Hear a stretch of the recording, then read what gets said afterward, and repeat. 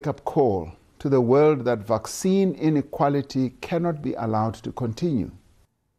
That's Cyril Ramaphosa. I'm joined now by Dr. Amish Adalia, who's a senior scholar at the Johns Hopkins University Centre for Health Security. Amish, thanks very much indeed for joining us. I just wonder if I can pick up directly actually on Cyril Ramaphosa's point there, that this prohibition, these restrictions are not informed by science, he says. I mean, a lot of people further afield would feel that they are informed by science because we know so little about this particular variant. I agree with the South African president that I don't think that these travel bans are justified.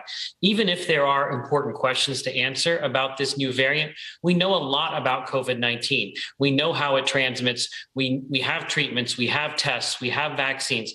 We have a lot of different tools at our disposal now in November of 2021 that we didn't have early on in this pandemic. So I don't think that we should be going back to these blunt tools that penalize countries like South Africa, which has been really diligent and transparent in alerting the world to this new threat, and also will damage that country's economy. I think we've got better tools to do this, but unfortunately, this type of knee-jerk reaction is very common among politicians, and I think it's unfortunate. That's interesting because when you say we know how to deal with these things, with Omicron, the message I'm hearing is we don't really know quite how transmissible it is. We don't know how virulent it might prove to be, or indeed how effective or otherwise current vaccines are in dealing with it.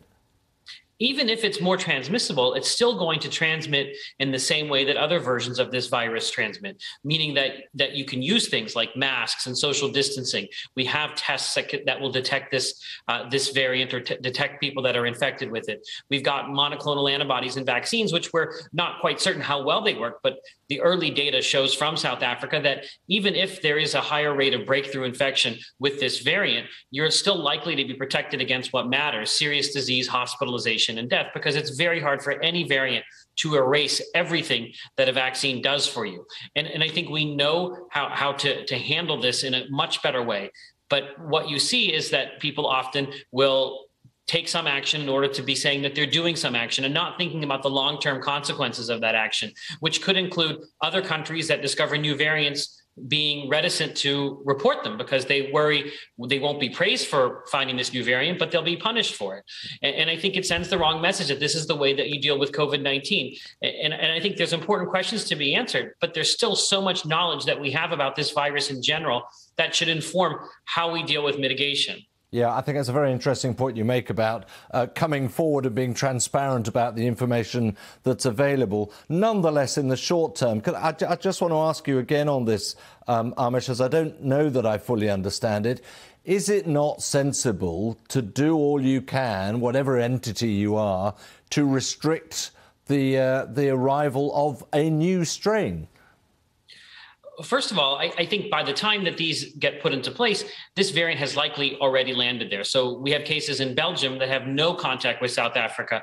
This is now in Canada. This is something that spreads efficiently. So by the time you actually recognize these first cases, the variant has already spread to many other parts of the world, especially if it is indeed more transmissible. So they actually give people a false sense of security and kind of divert public health resources to trying to maintain this travel ban, when what we really should be doing is getting more vaccine into people, doing more testing, building public health infrastructure, and not giving people a false sense of security that this travel ban is going to help. In the United States, we've had travel bans from the very beginning during the Trump administration. They did nothing to stop the onslaught of this virus. And I think it's really critical to understand that these are not effectual tools, and they end up causing more harm than good, even though on face value, people think it makes sense. But when you're dealing with the efficiently spreading respiratory virus, they're too late. And the U.S. travel ban goes into effect Monday, which doesn't make any sense in terms of, if this was so necessary, why is there this lag to do it? And why does it